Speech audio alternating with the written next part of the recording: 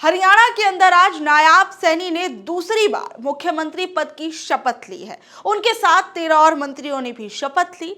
लेकिन आज इस शपथ ग्रहण समारोह के बाद हो सकता है कि जो बीजेपी की सरकार है उसके लिए हरियाणा के अंदर मुश्किलें बढ़ सकती है, या कहें कि हरियाणा के अंदर बीजेपी सरकार पर भी गाज गिर सकती है। दरअसल जिस तरीके से इन चुनावों के अंदर लगातार ये कहा गया कि हरियाणा के अंदर चुनावों में कई सीटों पर गड़बड़ियां की गई हैं, धांधलेबाजियां की गई हैं, और इसे लेकर कांग्रेस पार्टी ने भी लगातार सत्ता पक्ष पर निशाने साधे, बीजेपी पार्टी पर कई आरोप लगाए।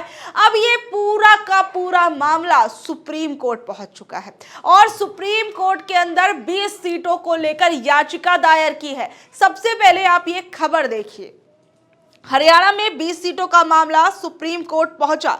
याचिकाकर्ता ने दोबारा वोटिंग की मांग की है, ईवीएम की बैटरी चार्जिंग को आधार बनाया।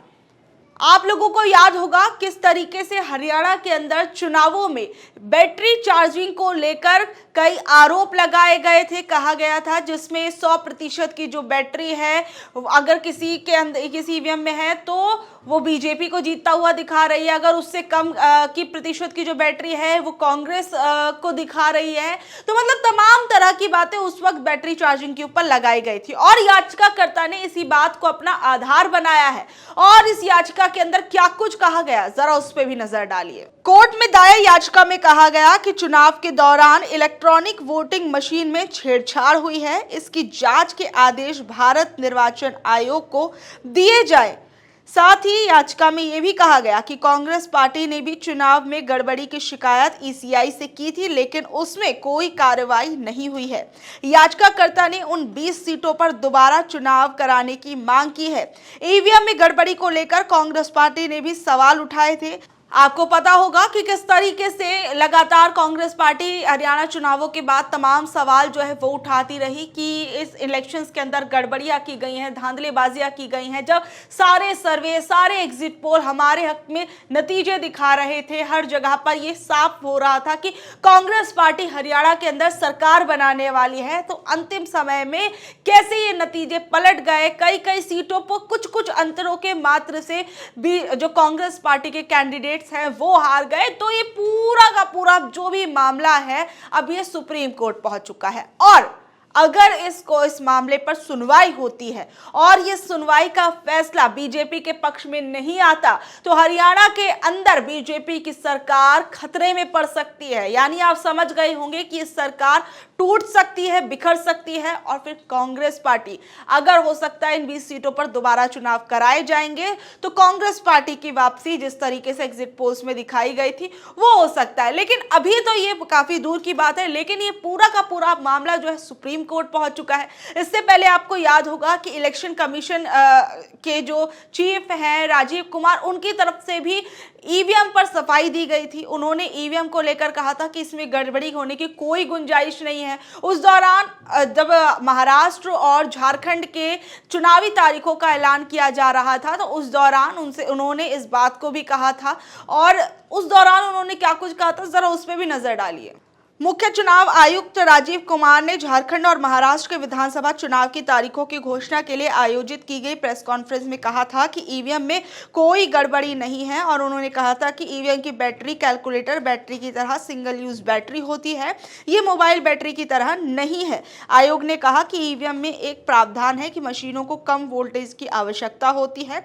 कमीशनिंग के बाद जब मॉक पोल होता है तो उसमें 99% बैटरी दिखती है। इसके साथ ही जब ये 7.4% से कम वोल्टेज होता है तो ये कम बैटरी दिखाता है। आयोग की ओर से कहा गया कि हमने सभी रिटर्निंग ऑफिसर की उन 20 निर्वाचन क्षेत्रों में कौन कौन मौजूद था इसकी पूरी जानकारी देने को कहा है। और वही जो याचिका करता है उसने ईवीएम की बैटरी को लेकर जो आरोप लगाए हैं तो उसमें दरअसल उसने कहा है कुछ ईवीएम 99% बैटरी क्षमता पर काम कर रही थी, जबकि कुछ ईवीएम 60 से 70 और 80% कम बैटरी क्षमता पर काम कर रही थी। कुछ ईवीएम में काउंटिंग वाले दिन में 99% पर बैटरी थी। और इन्हीं बैटरी की जो चार्जिंग है इसको लेकर इसको याचिकाकर्ता ने अब अपना आधार बना दिया है।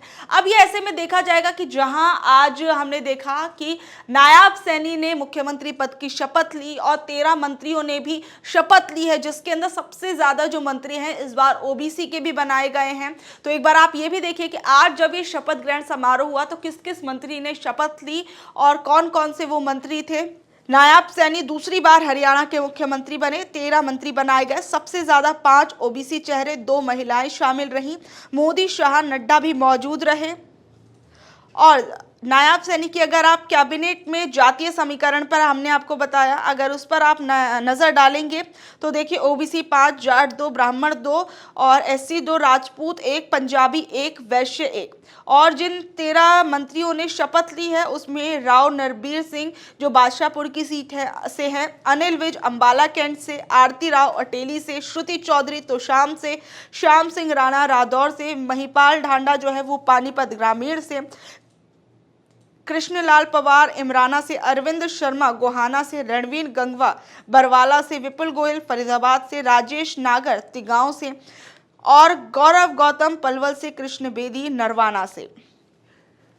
तो ये आज ये 13 मंत्रियों ने नायब सैनी के जो मंत्री जो हैं उन्होंने ये शपथ ली। लेकिन इस बीच में आज ये शपथ ग्रहण समारोह हो रहा है और इससे पहले हम देखते हैं कि याचिका जो है वो सुप्रीम कोर्ट पहुंच जाती है। अब ये देखा जाएगा कि सुप्रीम कोर्ट इन याचिकाओं पर सुनवाई कब करता है और फिर उसके बाद क्या फैसला निकल कर आता है। क्या हरियाणा की इन 20 सीटों पर फिर दोबारा से चुनाव होंगे और अगर चुनाव होते हैं तब क्या होता है, तब क्या फिर से बीजेपी सत्ता में वापसी कर पाएगी और अगर नहीं होते हैं तो इस पर विपक्षी पार्टियों का क्या कुछ रुख रहेगा।